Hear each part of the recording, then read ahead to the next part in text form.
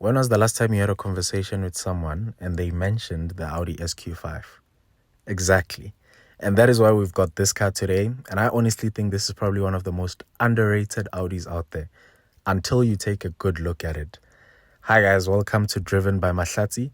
And today we're going to be deep diving into the Audi SQ5 and telling you all about the specs, the looks, and all you need to know. Now, the first thing that you notice are these lights. Hey guys, Audi does not play when it comes to lights. So these are the Matrix LED headlights. They're super sharp.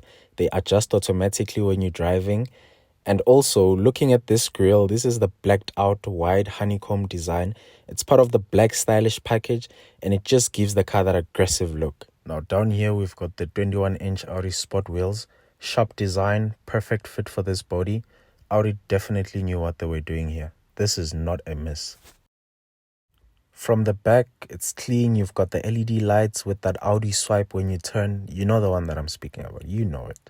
And then from the side as well, it looks proper, man. Black mirrors, black roof rails. It works well with the grey. It's simple, but it looks mean. And then the pipes, proper quiet exhausts. It's not those fake ones that you see on some cars. I'm not going to say which ones. But yeah, these ones are real. That's all I can say. When you open the door, there's this subtle S-line on the seal. It's just a small detail that makes the car feel a bit more premium and special, you know. And then inside, you've also got this illuminated quadro badge on the dash. It's just a clean little touch that adds some style to the interior. Starting with the front seats, these are wrapped in red leather, and honestly, they look really sharp against the grey outside. They're very comfortable with enough padding to keep you relaxed on a long drive, but also firm enough to hold you in when you're pushing the car a bit. Both seats are electrically adjustable, and the driver's side even has memory settings. So once you find your perfect spot, it's just one button away and you're good to go.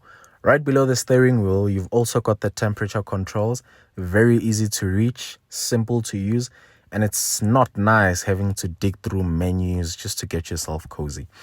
And then the dashboard as a whole, it's clean, modern, and well laid out. Everything is within reach, and the material feels quality. You've got a nice balance of tech and simplicity without feeling overwhelmed.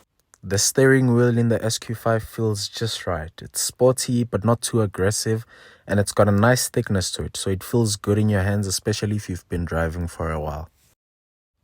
The center console is clean and well laid out. You've got the gearbox right there, easy to use, and the push to start button is also very close by.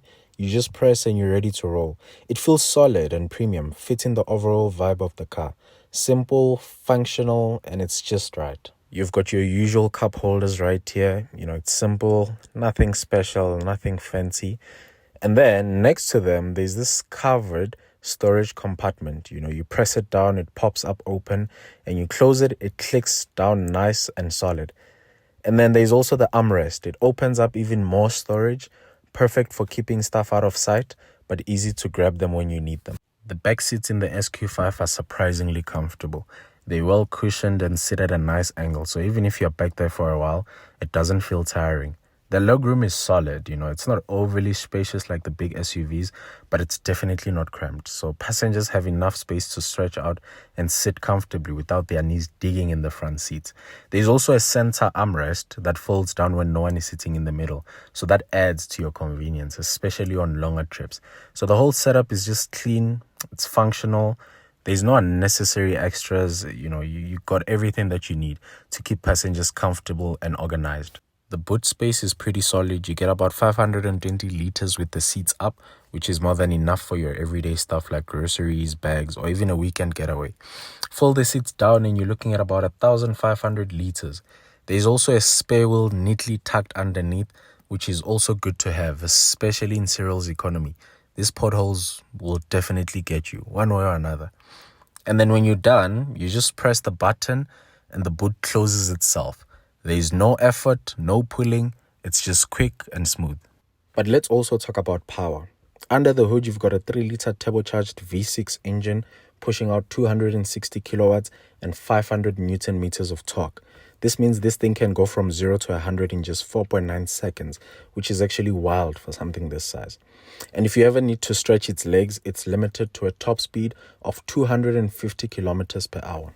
But I'm sure now you're wondering, how much would it cost me to own this beast?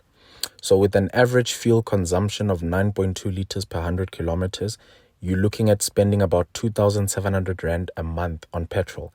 A fuel tank will cost you just over 1,700 Rand right now in South Africa.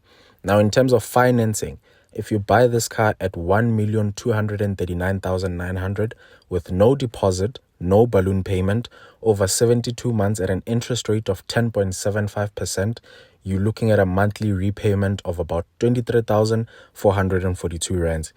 At about 5,000 Rand for insurance and another 2,700 Rand for petrol, you're sitting at about 31,100 Rand per month to keep this kind of machine on the road. Now, I want you guys to let me know in the comments, would you spend 31,000 Rand on this car every single month?